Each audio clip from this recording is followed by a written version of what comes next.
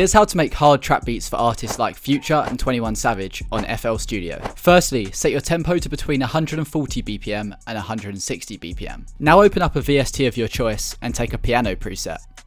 Here I've used the Mystic piano preset from Pigments and create a chord progression in a minor key of your choice. Here I've used the D minor key and used a 1, 6, 7, 5 progression, with these two chords being inverted by shifting the root note up an octave.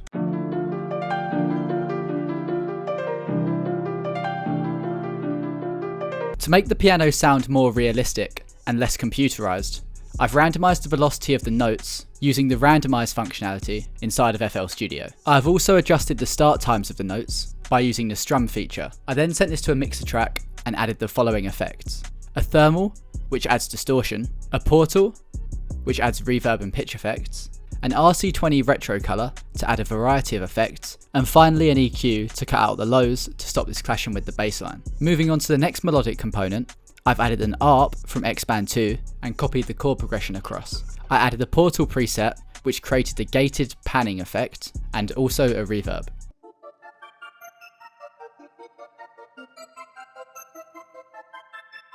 Now that the chord progression is down, it's time to add counter melodies. I've taken a flute preset from Pigments and created this pattern. I added the thermal preset for an echoed distortion effect, a portal for a pitched up triplet effect, and a reverb to create space.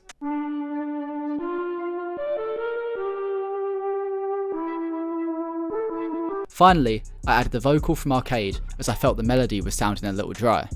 Again, for this, I used a thermal, portal, reverb, and EQ.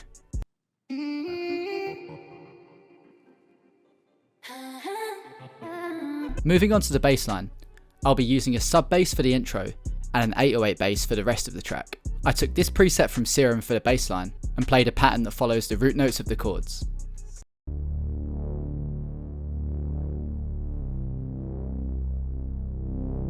Here's how all of these components sound together.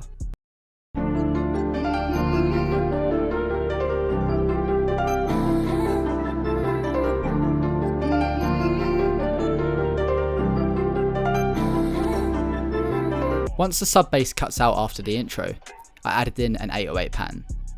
Again, this will be following the root notes of the chords, and I boosted this in the mix and added a soft clipper to the master to give it a punchy sound.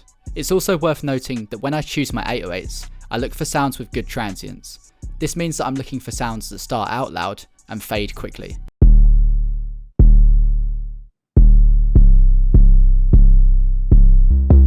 I then added a simple snare pattern with a few accent notes to add bounce to the beat.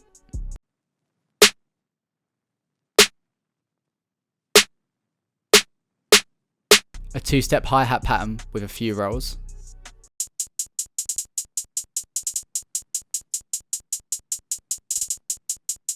An open hat, which hits at the same time as the 808 on the first and third bar.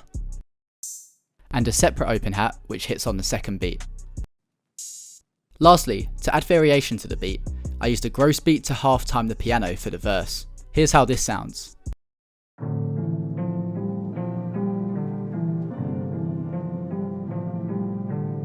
Now that all of the components are in place, it's time to structure the beat.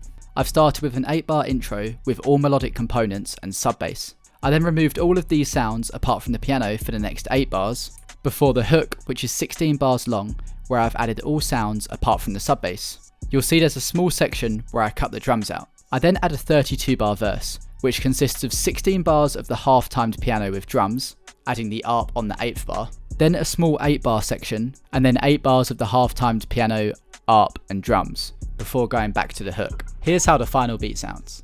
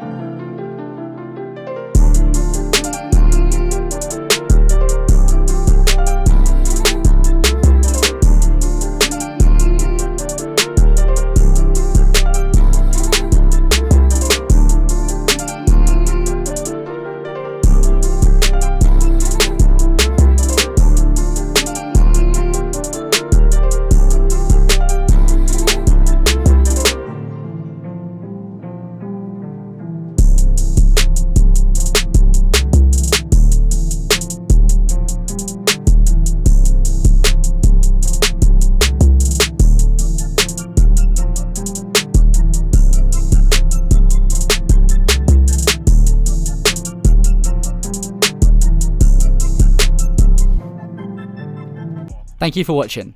If you have any questions, please drop them in the comments below. If you learned anything in this video, please like and subscribe.